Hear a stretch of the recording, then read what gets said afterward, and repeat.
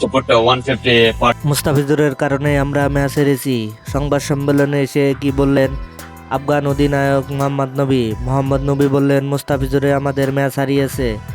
মুস্তাফিজ ও তাওহিদ হৃদয় দুই বাংলাদেশি নেমেছিল আজ ডাম্বুলা সিক্সার্সের হয়ে। 4-এ নেমে নায়ক হওয়ার সুযোগ ছিল বাংলাদেশি ব্যাটার তাওহিদ হৃদয়ের, তবে 2 বলে 1 রান করে দাসুন সানাকার বলে বিডব্লিউ হন তিনি।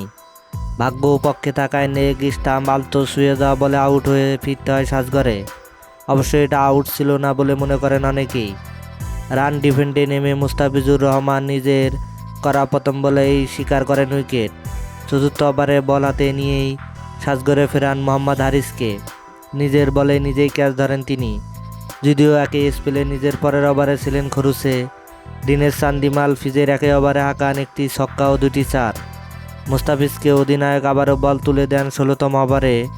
20 বলে তখন 47 রান প্রয়োজন ক্যান্ডির। মুস্তাফিজ সেই ওভারে 3 ছক্কা ও 1টি চার বিলি করে দেন 23 রান।